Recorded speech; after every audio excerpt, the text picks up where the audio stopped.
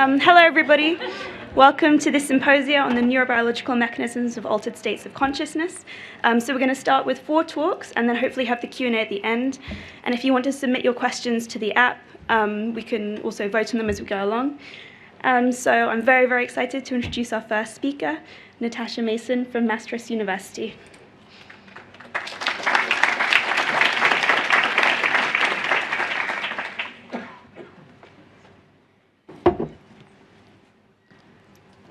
All right. Hello, everybody. So thank you for the introduction and the invitation, Flora. So my name is Natasha Mason. I'm a postdoc at the Department of Psychopharmacology in Maastricht University in the Netherlands. And today I'm going to share with you some of our studies assessing the neurochemical underpinnings of psychedelic-induced altered states of consciousness. So you may all be familiar in one way or another with psychedelic drugs. These include substances like LSD, psilocybin, which is found in magic mushrooms, and ayahuasca, which is basically a concoction of different plants, more historically used, but the psychedelic component here is DMT. So regardless of the drug one is ingesting, these substances induce a profoundly altered state of consciousness. So these include alterations in visual perception, both when eyes are open and when eyes are closed. They amplify emotional states, so this can be anything ranging from bliss to fear. Oops. They induce widespread distortions in cognition and changes in thought. And they also induce changes of the self-experience. So we refer to this as ego dissolution. This is a dissolution of kind of the self-world boundaries. And I understand this is kind of abstract, but a common description of this from people experiencing it is, I feel one with everything. I feel connected with everything. So these are the acute characteristic effects, but these drugs also induce some interesting long-term effects as well. So recent clinical studies have been investigating a 1 or 2 time administration of a psychedelic drug for disorders like addiction, depression, and anxiety. And they're finding, the studies are still small, they're still growing, a lot more work needs to be done here, but initial results are finding fast-acting and long-term symptom reduction for these disorders. So it could be that research into these substances may identify novel therapeutic mechanisms for these disorders, which are very prominent and very difficult to treat. So an obvious question, a very interesting question, is how are these drugs acting in the brain to elicit such effects? So when we're talking about psychedelics, those substances I just showed you, these are classic psychedelics. We think of these substances as serotonin 5-HT2A agonists. So when ingested, they act on the 5-HT2A receptor, and this is the proposed mechanism of action for their hallucinogenic effects. That said, we know that this is not the entire story, right? So I'm going from here to here. So there has been a lot of great work assessing the neural correlates of the psychedelic states, and my fellow speakers are going to share more of their really great work. But what I focus on in my work is actually another consequence of this 5-HT2A activation in these cortical pyramidal cells, and this is this increase in glutamate release, or alterations in glutamate release. So I focus on this because preclinical studies have suggested that these alterations in glutamate are very important in elucidating the psychedelic experience. So if you block this, you block the psychedelic experience in rodent models. And it suggested that this increase in glutamate release induces a hyperexcitability of neurons and a subsequently higher order desynchronization of networks, which would then lead to these changes in functional activity of the brain and these subjective effects. That said, all of this work has been done in preclinical models. So what my work has been doing is investigating if this is taking place in humans, if psychedelics do alter glutamates in the human brain, and if so, if this relates to the subjective psychedelic experience and key facets of this experience. So one key facet that I'm going to focus on for this presentation is this experience of of ego dissolution. So again, this is one aspect. As you saw, there are many aspects of the psychedelic experience, but we think this one it may be particularly important because multiple studies have found that the more ego dissolution individuals experience acutely, the better they feel, to put it very simply, right? And there's been, again, a lot of great work, some citations here. There's more assessing the neural correlates of the states, and one functional network that has popped up again and again are alterations in the DFOMO network. So what we wanted to do in our studies was to replicate this. Administer a psychedelic, assess network functional connectivity, assess the experience of ego dissolution, but then add in glutamate.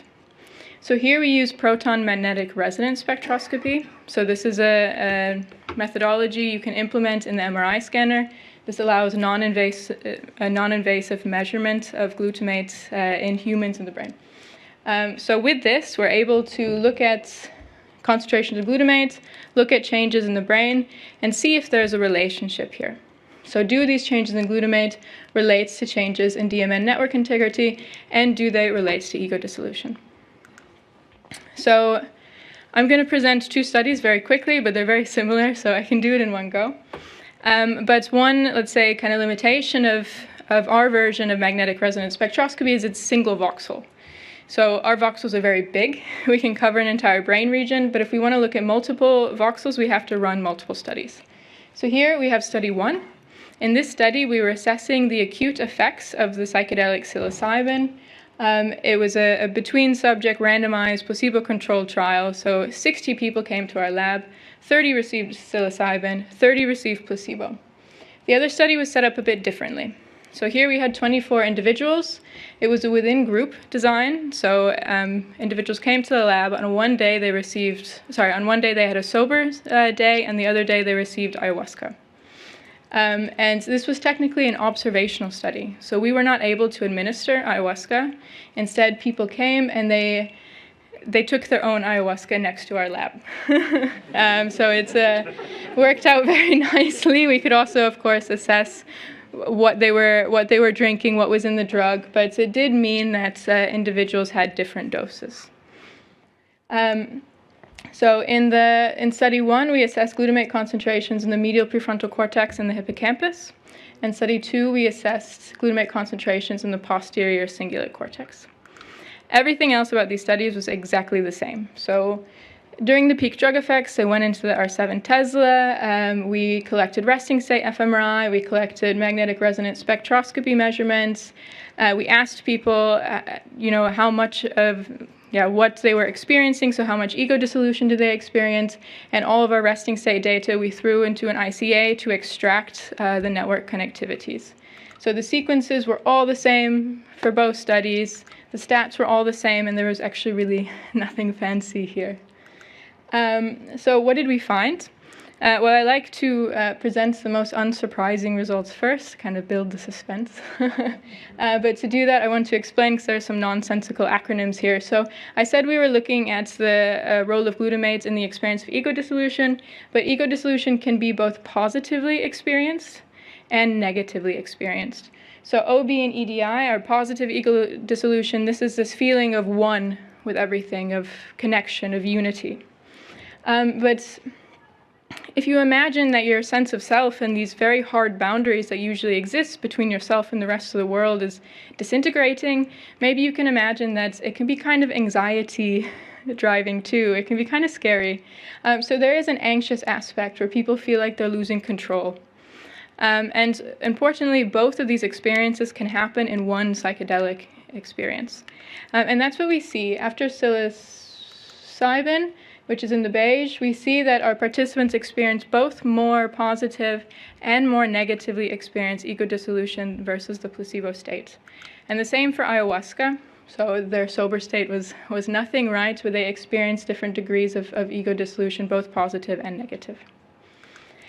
In regards to our ICA, we found a reduction of within-network functional connectivity of the DFOMO network. It was split into two, both anterior and posterior, after psilocybin and after ayahuasca compared to either the placebo or the sober state.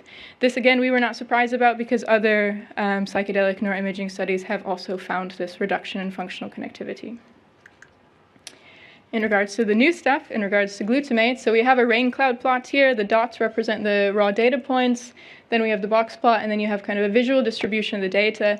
And again, in the tan, we see that in the medial prefrontal cortex, there was more glutamate after psilocybin compared to placebo. But this switched. In the hippocampus, we see less glutamate after psilocybin compared to placebo, and under ayahuasca, we see a reduction of glutamate in the PCC after ayahuasca compared to their sober state. So when we looked at the relationship, we have these changes in glutamate, we have these changes in functional connectivity. What we see is kind of a specific relationship, in that the more glutamate in the medial prefrontal cortex after psilocybin, the more of a reduction of connectivity within the anterior default network. And the less glutamate in the hippocampus, the more of a reduction of glutamate in the posterior DMN. And when we look at the relationships between what's going on in the brain and the subjective state, we do find these previous associations between the default mode network and ego dissolution, but we actually find a stronger relationship and kind of a more specific relationship with these alterations in glutamate. So the more glutamate in the medial prefrontal cortex, we find more of an experience of this anxious ego dissolution, this losing control. And the less glutamate in the hippocampus, the more of an experience of this positive ego dissolution, this feeling one with everything. And you may notice I'm missing a brain region here. That's because of the PCC. We didn't find any relationship between changes of glutamate in the PCC and either functional connectivity of the DMN or the experience of ego dissolution. So to summarize, psychedelics alter glutamate in a region-dependent manner. So that schematic I showed you was hypothesizing we would see an increase due to 5-HT2A activation in this cortical layer, and we see that in the medial prefrontal cortex. But we see that this is not consistent throughout the brain, so we find reductions in the hippocampus and the PCC. I'm very happy to hear your suggestions as to why. What we know is that there are also 5-HT2A receptors located on GABAergic interneurons, and activation of these could subsequently inhibit cortical pyramidal neurons. But we also know that psychedelics don't just act on the 5-HT2A receptor, they act on a range of other serotonin receptors, including 5-HT1A, which there's a large abundance of these in the hippocampus, for example, which could lead to this decrement in glutamate. We see that glutamate changes relate to functional network changes. Now, I showed you correlation, not causation. What I would like to do next is to establish whether these changes of glutamate are driving this network desynchrony. We see that glutamate changes region-dependently relate to subjective effects. And with that point, I come back to my original, let's say, my personal goal of investigating these substances, and that they may identify novel therapeutic mechanisms for these very prominent, difficult-to-treat disorders. So together, this makes me think that the mechanistic conclusions we have about these substances cannot be inferred from 5-HT2A agonism alone. So for example, we see this reduction of glutamate in the hippocampus. If this is 5-HT1A dependent, then it's correlating with ego dissolution, which has been a prominent predictor of therapeutic outcome. And finally, and then I'll stop talking, one other consequence of this enhancement of glutamate release in the schematic is an activation of AMPA receptors, which leads to an increase of BDNF, so brain-derived neurotropic factor, we know involved in neuroplasticity. And recent preclinical trials have been establishing that these substances do alter or enhance aspects of neuroplasticity, and there's a hypothesis that this is glutamate-mediated. So not only is glutamate potentially involved in the acute effects, but also the long-term effects. And this is something we cannot directly do in our human participants. They're healthy. I want to keep them healthy. But we have been trying to measure this in, for example, peripheral blood samples. And we see an increase in BDNF in blood after even low doses of LSD. So with that, I want to thank you for your attention. Thank you all involved in this study. I just have, and also to point out that one of these data sets has been published, the psilocybin one, if you want to take a look. The other one is completely new, first time presenting it. And I just want to say my email address here, if there are any master's students who are interested in a PhD, we have a fully funded PhD availability coming up if you're interested in the effects of drugs on the brain, like psychedelics and cannabis. Yeah, so with that, thank you for your attention.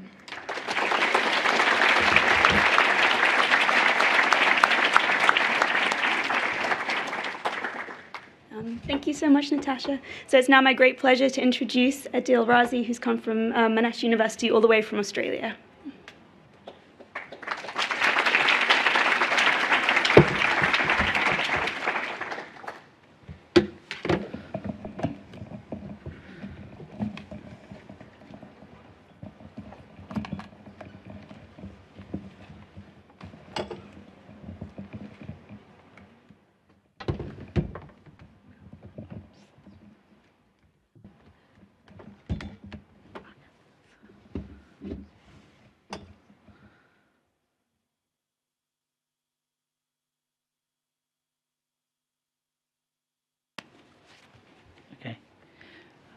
Okay, thank you. Thanks a lot. So I'll talk about the neural mechanisms of psychedelic-induced altered states of consciousness. So Natasha has given a great overview of lots of things and some of the methods that I'm going to build up on.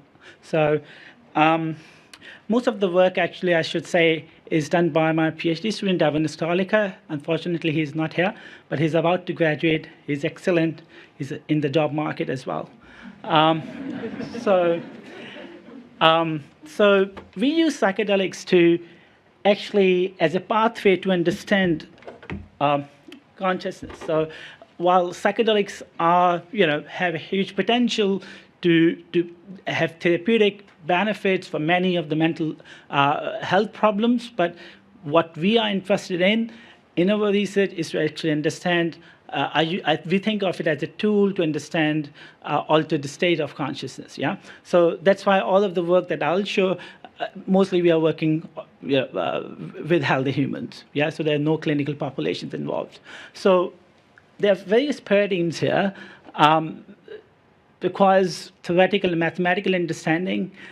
We do empirical paradigms where we are imaging living humans with MRI and EEG and other ways of doing it using computational modeling. I'll talk about this, mostly about this and this. But then, as I said, huge benefits in terms of clinical applications. Very, very, very important is the mindset in the setting. Sorry, I don't know what happened.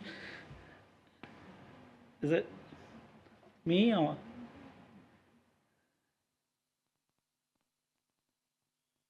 Technical problems. Time up. Okay.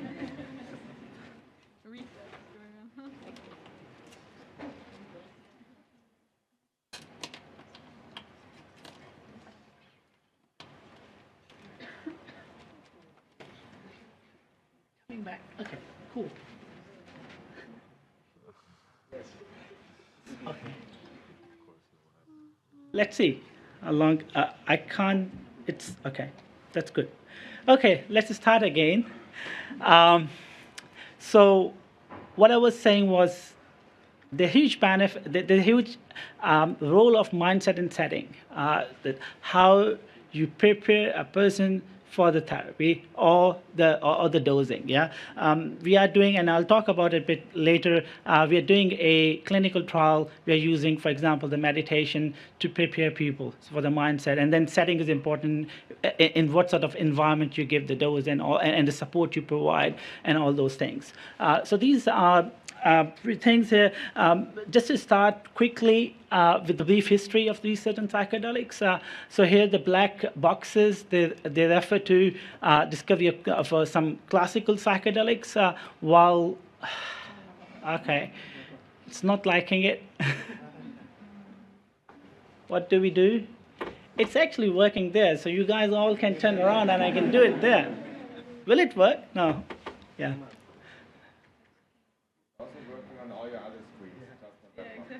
Okay, so what do? I move there. Can you hear me still? I can do it. I can take I don't know what to do. Then I need someone to move my slides then, because I don't know. Yeah, please. I don't know. Okay, we'll improvise. First time I'm doing this now, so let's see how it goes. Okay, so can you hear me? Those people? Okay, good, great. Okay, so what I was saying is these black boxes, they represent the discoveries around the classical psychedelics, and the red ones, they are around dissociative anesthetics, yeah? So isolation and identification of mescaline towards the end of the 19th century, discovery of psychoactive effects of LSD by Hoffman, clinical use, then the unfortunate, appearance of these drugs on the streets, which resulted in restrictions, which meant the research was halted for a couple of decades. But then, towards the end of the 20th century, in 1990s and early 2000, there were few influential studies.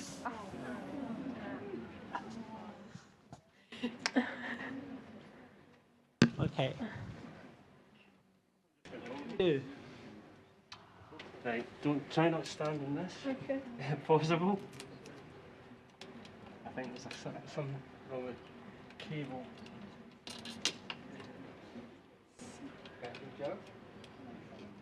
I'm running out of them now.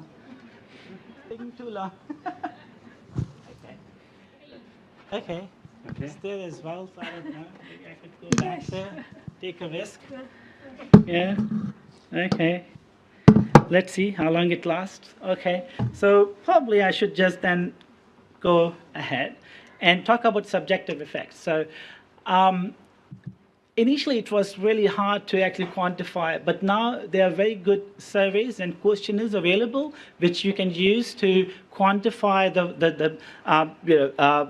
the subjective effects of psychedelics. So, for example, I'm showing here for LSD the 5-dimensional altered states of consciousness questionnaire, which has 5 dimensions.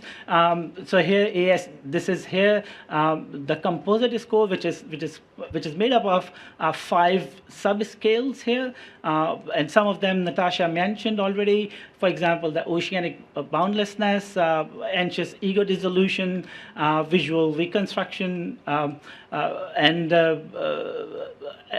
so auditory alterations and visual and visionary restructuralization. So there are 5 different dimensions. As you could see, these are here placebo, the white blocks, and these are black ones are the effects with LSD. You could see that this oceanic boundlessness, for example, the highest effect is with blissful state and also with experience of unity. So these are pretty big. Anxious with visual restructuralization, you could see there's quite a bit with both elementary and complex imagery, and these are the effects which are pretty big, which are actually driving these. We see, for example, here anxiety is pretty low, yeah, which drives down this whole thing down. So this is very similar. This was with LSD, very similar with psilocybin as well. So you could see 3 different doses: low dose, medium dose, and full dose, which is around 25 milligrams, around 18-19 milligrams of moderate dose, or around 12-14 milligrams of psilocybin as a low dose. You could again see, so you could see very similar to what we have here, blissful states, which is pretty big as well, and so on. So this is these effects are pretty. We have ways to quantify them and quantify them well. Yeah. So a bit about harm potential. So as you could see, I have alcohol here, and heroin and all those things that we take, we usually consume, lots of us, and we have these here, and you see, it's self-explanatory, but I should add a caution here. These studies are always done in a very controlled research environment, so that's why, but you don't take it without proper supervision and proper without clinical, because but as you could see, this is here, and while alcohol is here, okay, so let's talk a bit more about more technical and the method side of things. So what we are doing, as Natasha was talking about functional connectivity, what I will be talking about is what we call effective connectivity, and this is a generative modeling based measure that we infer from bold signal. I have an example from EEG and MEG, but it's true for MRI as well. So basically what it is that you have observed data here. So this is bold signal. You can get correlations from this, and this is what we call functional connectivity. With effective connectivity, what we have is a forward model. For example, there's a first-order differential equation where we are actually showing the change in the activity of brain states here, and then we have a forward model, and then we also have an observation model where we have some hemodynamics together. They give you the forward model or the likelihood here. Once you have this, once you define your forward model, you can do model inversion and get your estimates for the parameters of interest, which are these parameters, this connectivity. This is effective connectivity that we are after. So we did, so usually we have been working with few brain regions. There are some advancements in recent years where you can actually do whole brain inversions as well, where you can actually have dynamic causal connectomes, as we call them. You can, and what you see here is that these connectomes, they have directionality. So you can see, you can test hypothesis, which talks about bottom up and top down connectivity, right? So you can't, these predictive processing paradigms, they implicitly talk about directionality, right? Things going up, things going down. So and then you also have these connections which they have valence, which is inhibitory or excitatory. So you can talk about, is it an inhibitory projections which are going up, or is it excitatory? So there's more biological plausibility to these models. So we use these to look at what is actually happening when someone is having ego dissolution or visual hallucinations, so things like these. So one of the first studies that we published 3 years ago, where we tested actually a thalamic filter model. So this is a very classical model which is coming from animal studies, which says that thalamus work as a gatekeeper. So all the sensory information actually enters the brain, it goes to the thalamus, and it acts as a gatekeeper, yeah, and it suppresses most of the information, and only a little bit of information makes its way to the cortex. Yeah, what we hypothesized is this, that actually under LSD, thalamus opens. This filter opens, the gates are opened, and there's a lot more information is actually going to the cortex than it usually does. So there's a information overload, and that results in psychedelic experiences. So this is an hypothesis. Then we used our dynamic causal model, and we showed actually some evidence using non-invasive imaging that this is actually some evidence for that. So what we are showing here is this, that there's a condition where we have placebo versus drug, and what we see is there's an increased connectivity from thalamus to the ventral striatum, and from PCC to the ventral striatum, and there's a decreased connectivity on the other way from ventral striatum to thalamus, and so on. And under the 5-HT2A blockade, we see that there's basically much less decrease in connectivity on this side and here. So basically, overall, what we are showing here is this, that thalamus has, this effect where it actually opens and lets more information in. Then this led to, and other studies, they led to this working hypothesis that how psychedelics might be working in the brain, yeah? And this effect is via corticostriatothalamocortical lobes. So basically what we are saying is this, that there's increased functional connectivity between thalamus and the sensory regions, yeah, these blue color ones, and there's a decreased connectivity, or functional connectivity between thalamus and the association areas, which are the purple ones. As showed in the previous study, we showed that LSD also increases effective connectivity between thalamus and PCC, and also ventral striatum. So this led to this thing where we are saying that, okay, so there's a reduction in the filtering and increase in information flow to the particular areas of the cortex. For example, this leads to an increase in sensory processing, and which is not counterbalanced by the integrative processing in the association cortex. And this imbalance results in the psychedelic experience. So this is working hypothesis, require more evidence, and so on. So then we were interested in actually looking at how these resting state networks, which are hierarchically, how the organization is changed under psilocybin, so or LSD or whatever drug we are interested in.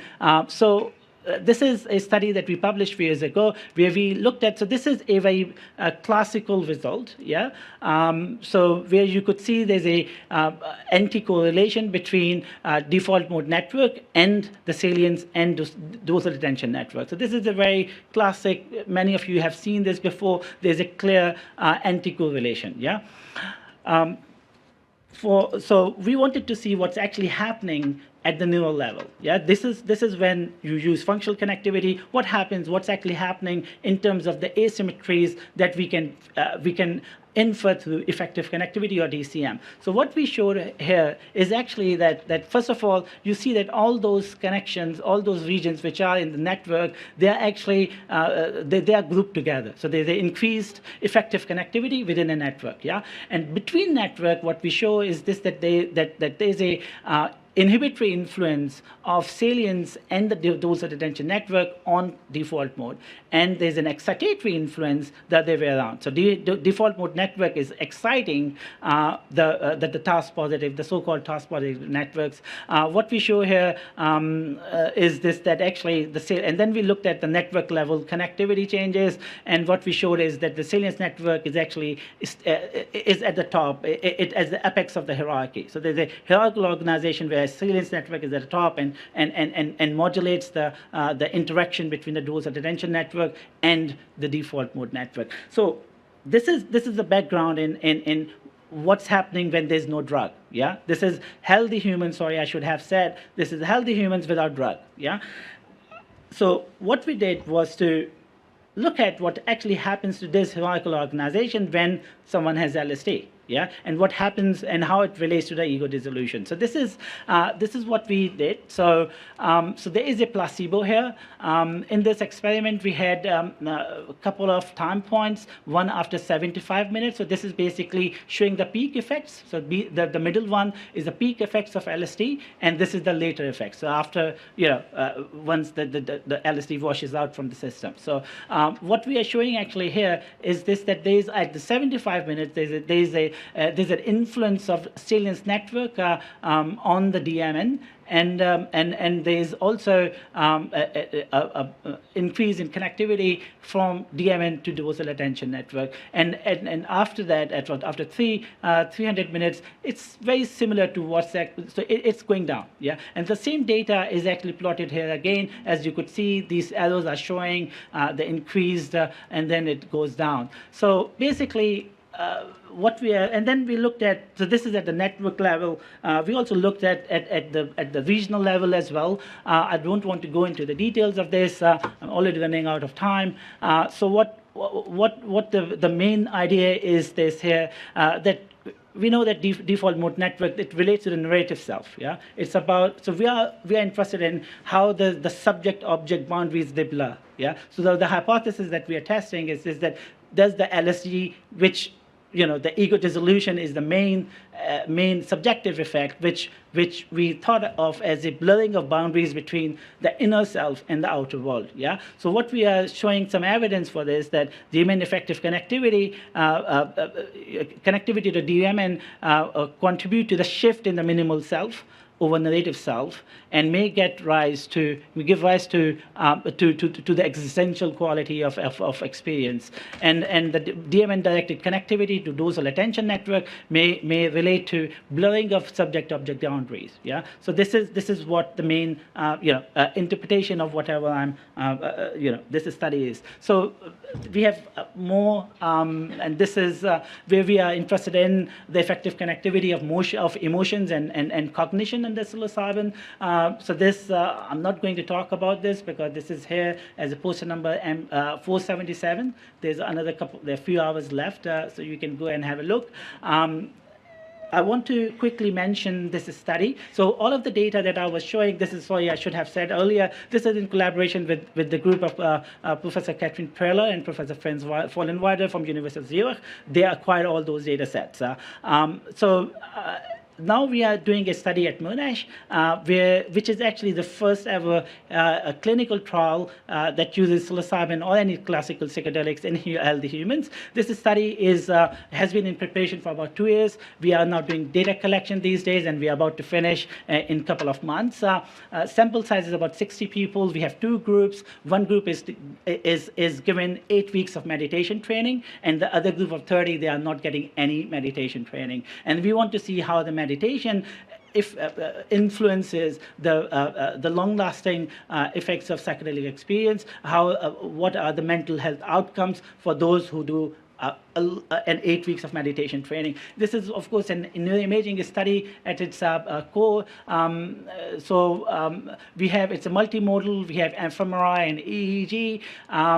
It's a longitudinal in the sense that it's not placebo controlled, first of all. There's lots, it's something which is, a bit of a discussion around it, how good the placebo control is in psychedelic studies. So for this one, the previous studies I was showing you, we had placebo control. For this one, we went with unblinded trial where person knows that there is no drug, so there's a baseline, and then we give the drug, and then we do the imaging. On both occasions, we do the full imaging protocol, which includes diffusion imaging, functional MRI, resting state. There's a whole battery of naturalistic imaging with music listening, movie watching, meditation in the scanner and all that. So this is ongoing, so that's basically it. So thank you. Thanks a lot of people at Moujaes, at UCL, Carl, and many of my, especially Devin, who has done most of the heavy lifting for this work. Thank you.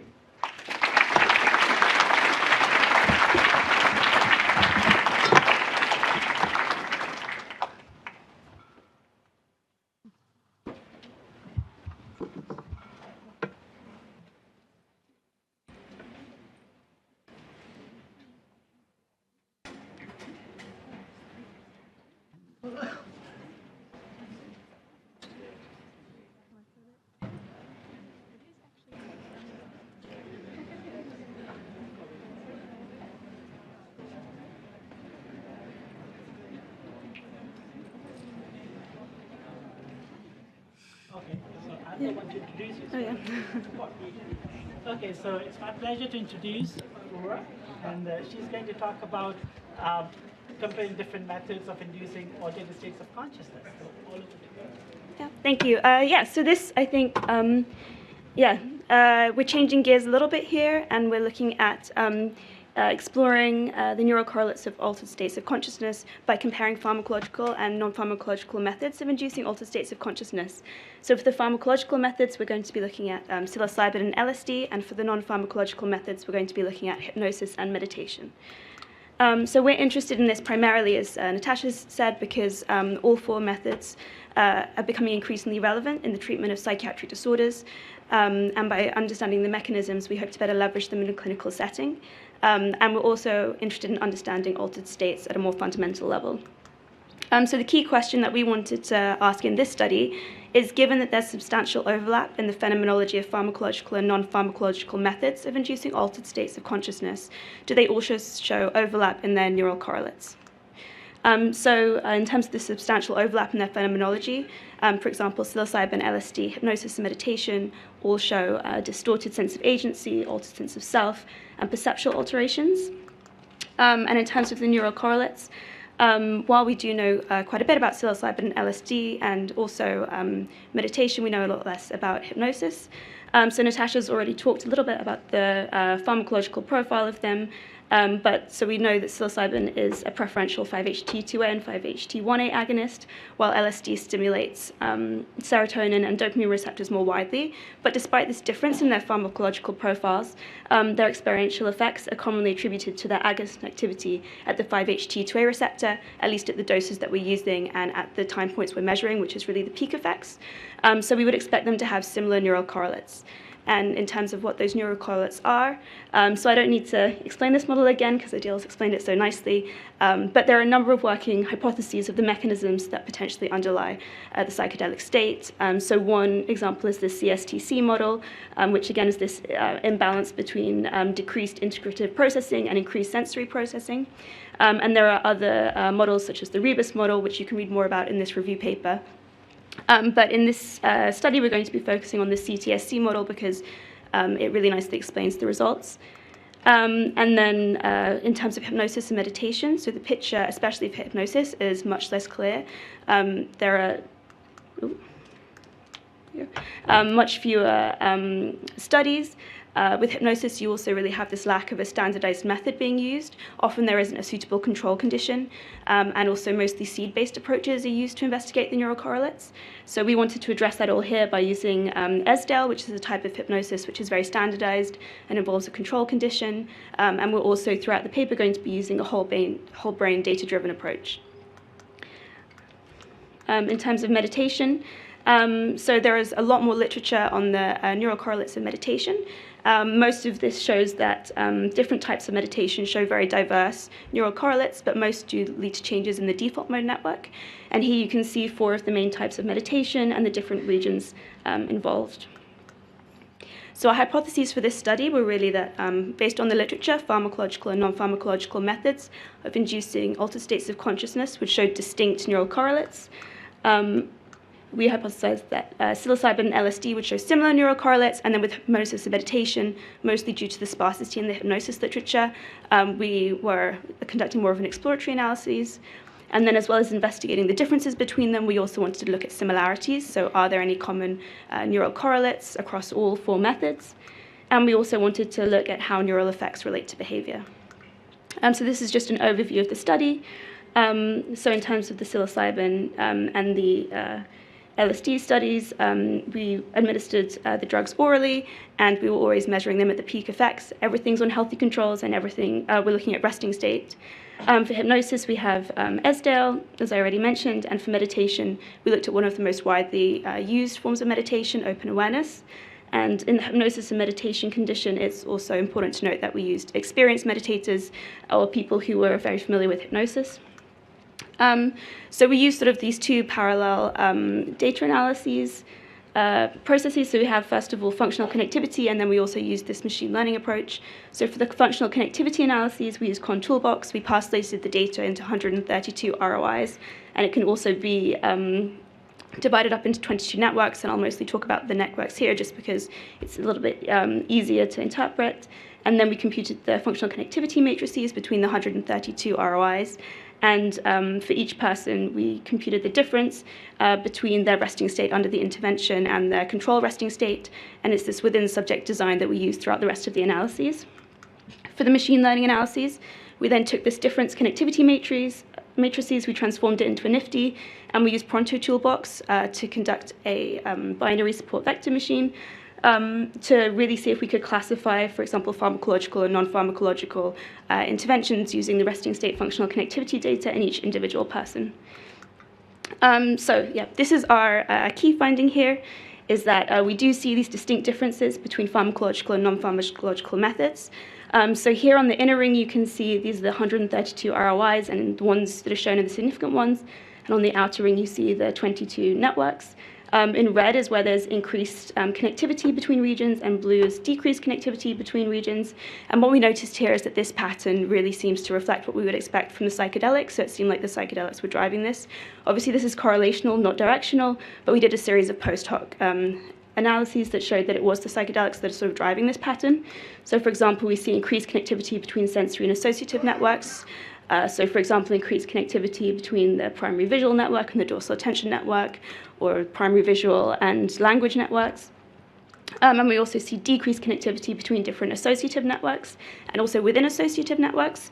So, for example, decreased connectivity between the inferior temporal gyrus and the lateral default mode network, and also decreased connectivity within the superior temporal gyrus. And this relates really nicely to the CSTC model that we talked about earlier.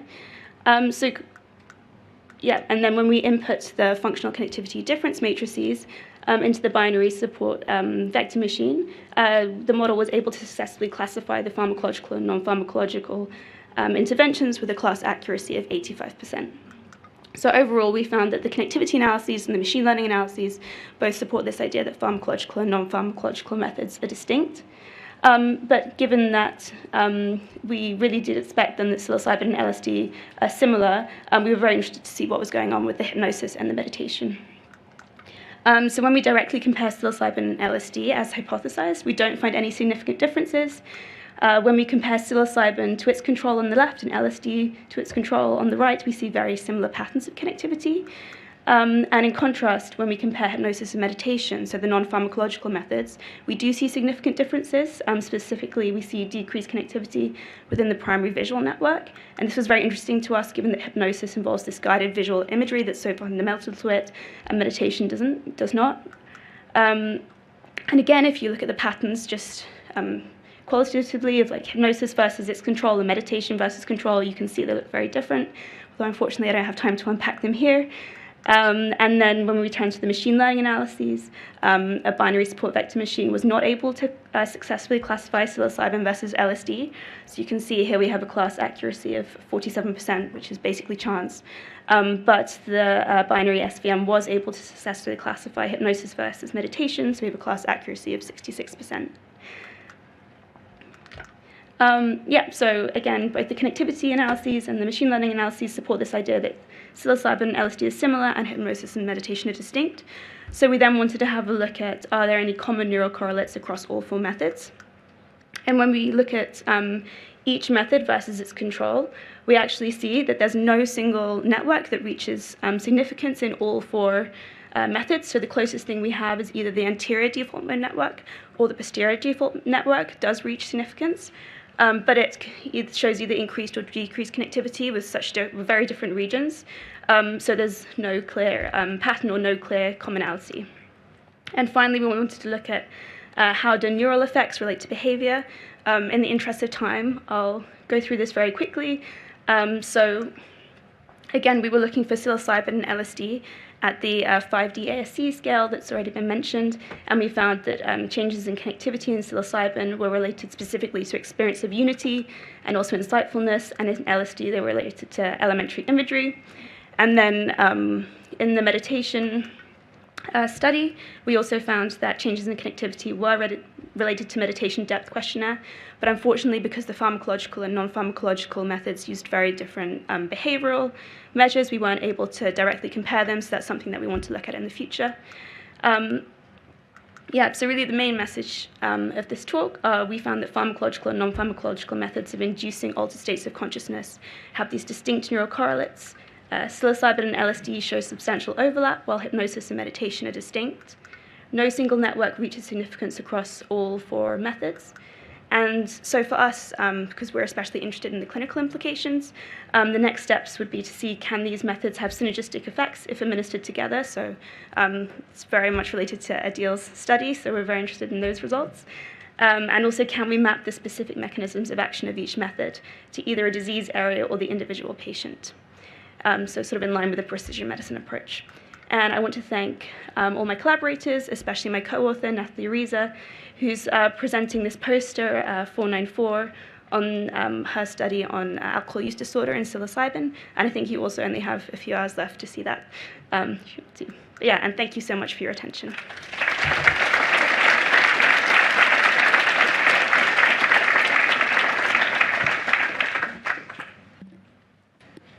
So it's my pleasure to introduce Christopher Timmerman-Slater from Imperial College London, and he will talk about neural correlates of the DMT experience. Actually, the title is changed, which is unsurprising. Actually, this is not the latest presentation I had.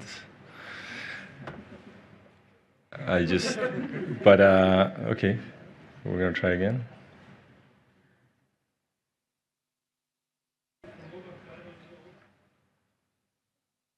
So what? Oh, I just uploaded it downstairs like a half an hour ago. Like half an hour before the...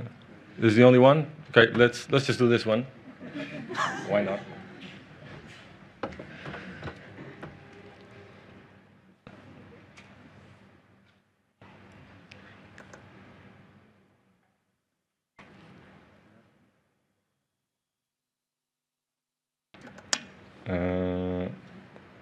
Can I disconnect my computer, actually? Yeah, it's probably the easiest thing to do.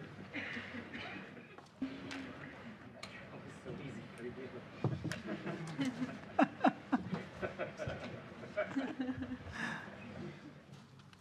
my own peril.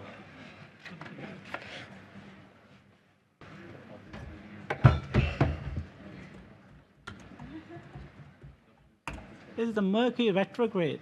We have lots of communication Oh, problems. there we go. Awesome. All right. I'm going to present some data on this first resting state neuroimaging study that we did with NN-dimethyltryptamine, or DMT, using simultaneous EEG fMRI. So NN-dimethyltryptamine, or DMT, is a very potent serotonergic psychedelic, potent in terms of the psychological effects it induces. Like other classic serotonergic psychedelics, it's necessary, but maybe not sufficient, mechanisms of action are related to the activation of this 5-HT or serotonin 2A receptor, which we know is widely expressed in transmodal areas in the brain, such as the prefrontal cortex, temporal cortices, but also visual areas as well.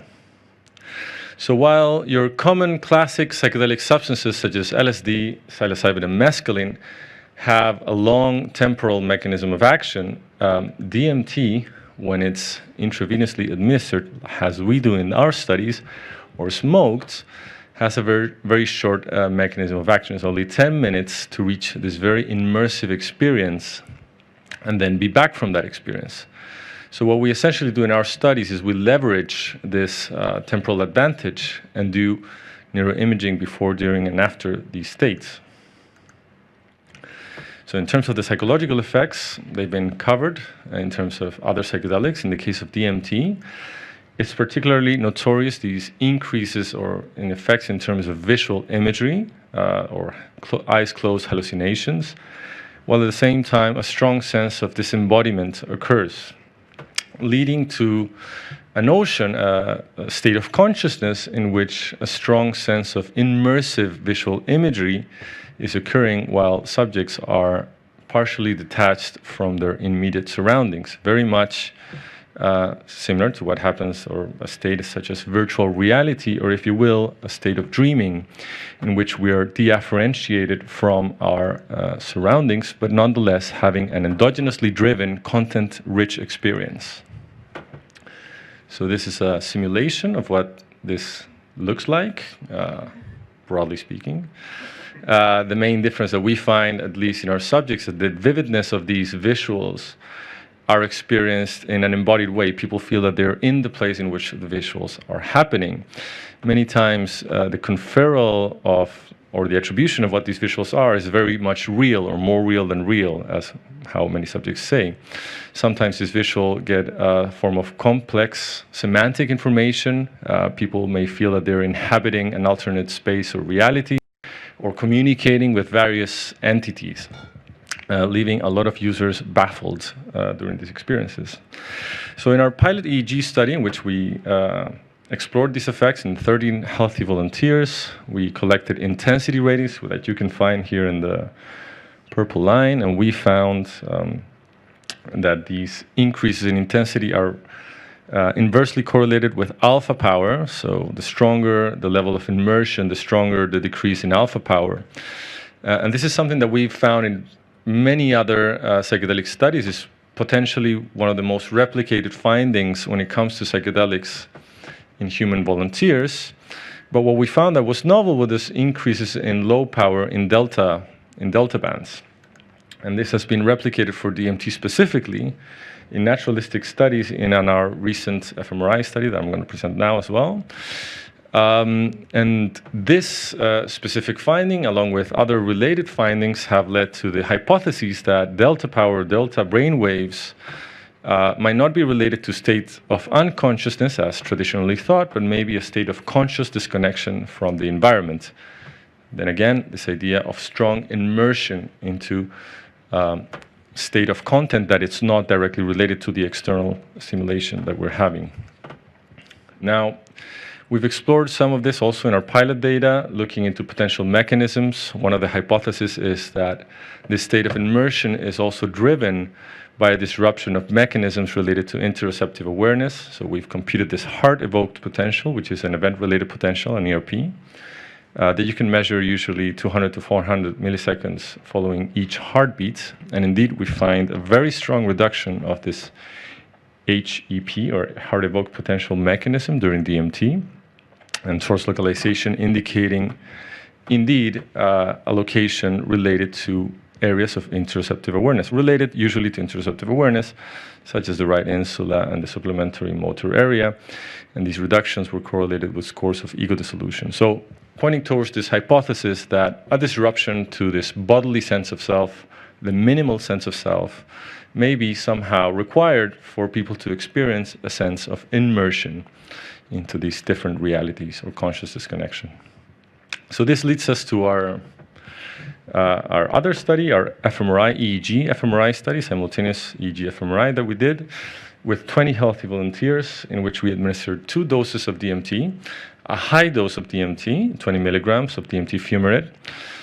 People were scanned for 8 minutes previous to the injection, and then injection happened while scanning was going on, and then 20 minutes after that, we stopped the scan. And 17 of these volunteers survived motion correction analysis, as you would expect. So they were actually very experienced volunteers, and therefore that helped as well. And what we found is that DMT induced a widespread reduction of network integrity, of functional connectivity within networks in most canonical resting state networks, while increase in global functional connectivity, which we measured as the average connectivity of each of our parcels in the brain to the rest of the other parcels in the brain, we found that this global functional connectivity was increased, particularly associated to transmodal or high-level networks, such as the DMN and the frontoparietal network. And indeed, when we did between network or segregation of networks connectivity analysis, the findings support this idea. So the DMN and frontoparietal networks seem to be more integrated with the rest of the brain, whereas some form of dissociation happens between visual and somatomotor networks. When we look at we leverage the sort of like this temporal advantage that we have with intravenous DMT, we again indeed find that it is at the peak of this immersive experience in which people feel that they are someplace else, that these increases in global functional connectivity happens in transmodal associative networks, and maybe providing some form of initial temporal resolution of what is disrupted first, right? So potentially the frontoparietal and salience network first experiencing a form of disruption in terms of global connectivity, and then the DMN following a hyperassociative pattern at the peak of the experience. Now, in terms of EEG, we replicated our previous pilot findings of reductions in alpha, increases in delta, and we also explored this measure of lempulsive complexity. So this happened also during the fMRI acquisition. And this lempulsive complexity is a measure of compressibility, which approximates entropy in terms of brain activity. And we found, according to our hypothesis, that the richness of the experience, of this immersive experience, the amount of content that is there experienced by people, was very much associated to these increases in this measure that approximates entropy, lempulsive complexity, very much in line with this entropic brain hypothesis, which essentially posits that the richness of contents of experience as the one experienced in a psychedelic state relate to the level of entropy that one can measure in the brain. So it supports that hypothesis. And then again, leveraging this temporal dynamics of the DMT experience, we found that alpha and delta disruptions appear to be particularly related to these more sensory or immersive aspects of the experience, while changes in lempulsive complexity or signal diversity or entropy to some degree appears to permeate not only that immersive part of the experience, but also when people are coming back from that experience. And the metacognitive systems start to become engaged online again, right? They start to reflect upon the experience. Usually the wow thing is kind of going on. And we see that that's also happening during this, that the lempulsive complexity is also indexing that moment. And then when we did our simultaneous EEG fMRI analysis, we found that these increases in delta were associated to broad global functional connectivity increases. Reductions in alpha inversely correlated with global functional connectivity in transmodal areas, so very much in line with our previous findings. Whereas these changes in impulsive complexity were mostly related to the DMN and the frontoparietal networks. And we found actually that this increases in entropy, showing somewhat of a left lateralization, also including language areas. Then we associated our findings with publicly available PET 5-HT2A receptor maps, serotonin 2A receptor maps, and we found an association between our global functional connectivity maps and the 5-HT2A receptor map, so in line with current understandings of psychedelic action at the receptor level, and an inverse correlation with the serotonin transporter. And we found that the relationship between global functional connectivity and alpha power, the most reproduced finding in human neuroimaging of psychedelics, was also associated with the serotonin 2A receptor maps, in line with a hypothesis linking receptor level mechanisms, oscillatory mechanisms, and network related level. And finally, we did some neurosynth decoding to these findings, to the 5-HT2A receptor map, the publicly available one, and also all our global functional connectivity findings. And it curiously popped up that a lot of language and semantic related functions were associated with these maps, with our findings, and with the localization of 5-HT2A receptors. Then we were interested in looking at the brain using the main cortical principal gradient of brain organization that essentially posits two poles of brain organization. At one extreme, you have connectivity involving sensory areas of the brain, and at the other extreme, you would have a transmodal or associative cortex pole. The initial analysis threw out that in the placebo condition, this separation of this gradient, the extension of this gradient in these two poles was very much reproduced, while in the DMT condition, we found a very significant compression of this principal gradient, meaning that the sensory pole was closer now to the transmodal association pole, and the transmodal association pole was now closer to the sensory pole. An intriguing way to look at this sort of like massive disruption that occurs in conscious experience without a loss of conscious awareness, as happens during the DMT experience.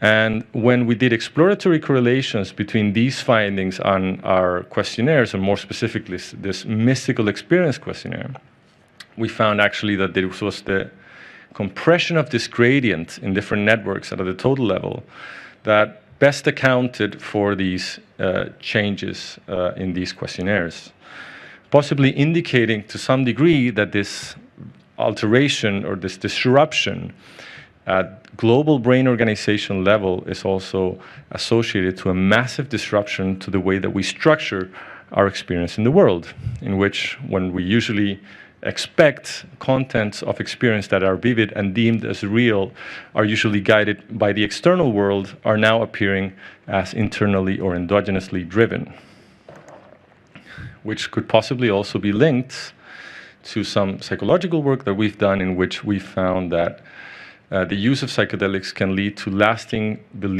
changes in metaphysical beliefs or worldviews, right? The way that we understand the way reality works. And these findings also are consistent to what has been found in schizophrenia, a compression of this principal gradient of brain organization, and also in schizophrenia, in which many times this a massive alteration in which the way the world is structured or experience is structured for individuals.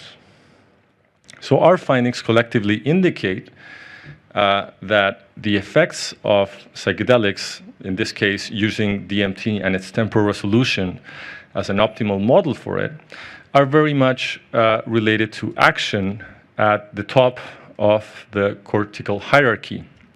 And we've, along with some colleagues in this article in preparation by Andrea Lupi and Manish Gurn, finding a strong association between this serotonin 2A receptor map with the default mode network, the heteromodal cortex, the association cortex, the archetypical axis, the evolutionary expansion of the cortex, and also the latest synergy redundant gradient of information processing that was recently published also by Andrea Lupi, very much related to conscious awareness. And again, also a spatial overlap with the principal gradient of brain organization and the processing of semantic information. All of this pointing, again, towards a mechanism of action of psychedelics to these high-level associative areas and networks in the brain. So as conclusions, our evidence support that DMT induces global reductions in alpha and posterior beta power and increases in LEMPL-ZIV, measure approximating entropy, which may relate to this inhibitory global effect that DMT has on brain activity, as one would expect. Increases in delta power and reductions of these interoceptive markers, such as the heart-evoked potential, appear to index this immersive quality that appears to be somewhat specific to DMT experiences, and that may also happen when people are having high doses of LSD or psilocybin. A reduction of the integration of the canonical resting state networks, most of them, while increasing the global connectivity of transmodal or high-level associative systems, implying that there's a diversification of resources of these transmodal associative systems, which might be linked to effects, psychological effects linked to counterfactual, semantic, learning, and memory functions, which are altered in an important way during the psychedelic experience, possibly generating these worlds of experience that people report under DMT. A flattening of the principal gradient, implying a collapse of the hierarchical organization of the brain. And our findings also linked up oscillatory changes with global connectivity as well as receptor level mechanisms related to the 5-HT2A receptor. And finally, our findings collectively appear to indicate that DMT and possibly also other classic serotonergic psychedelics appear to disrupt mechanisms at the apex of the cortical hierarchy, or the top of the hierarchical brain functioning or organization. So with that, I'd like to thank everyone involved in this study and funding from the Chilean government. Thank you.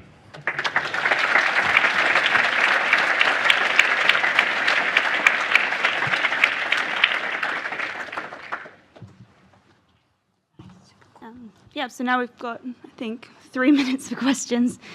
I think the first question is excellent, and they have asked, is it possible to turn on the aircon? So answer is no. No. And yeah, so maybe we start with the most highly rated question. I guess this is for Natasha. How did you deal with psychedelic-induced motion in your MRS data? Yeah. Is this? Can you hear me? Yes. Yeah. Okay. That's a great question, and also also a limitation of a lot of the MRS sequences, I think. So we did not account for head motion in our exact MRS sequence. We couldn't do that. There are ways to do that now, I've been told, so we'll implement those in the future. But we did have other scans around it, so other fMRI scans around the MRS measurements, which of course we did assess for significant differences in movement between groups, and there we didn't see any changes, any differences. Of course, you know, this is an indirect measurement. I accept that, but yeah. That's that. From these other findings, we were more confident that these differences in glutamate were not due to head movement.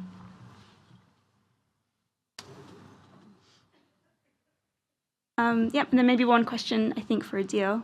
What are your hypotheses on the effect of meditation training combined with psilocybin? Which one? Okay, yeah. So the question is about, like, we have two groups, and one group is doing 8 weeks of meditation. So the hypothesis is this, that the meditation, so in this clinical trial, while we have healthy humans, so what we want to emphasize with this, that the context is important. So how the mindset with which you come and you are delivered a drug is very important, and meditation we think would be very useful. A short meditation program before which runs in parallel with other psychotherapies before someone is given psilocybin in a clinical context. So meditation will help them to handle the experience well, and most probably results in more positive health outcomes which are longer lasting. So that's the hypothesis. In terms of brain connectivity, there's lots of literature, and the findings are pretty much going either way. So there is a literature on meditation. The default network again has decreased connectivity, and so but there is no conclusive evidence for that. So we are also interested in providing a bit more to that, from brain connectivity point of view, if that helps. Yeah. And then maybe one last question to Chris. How strongly do these effects differ depending on the subject's level of experience with those substances? Yeah, we haven't run those analyses, unfortunately. But my intuition is that a strong enough dose of DMT will induce pretty much a very, very strong effect on anyone. Yeah. Sorry for the non-data-driven answer, but that was the intuition that I got from the participants as well. In that case, if you have any other questions, you're very welcome to come up to any of us. And thank you so much for coming. And a big round of applause for the speakers. Thank you.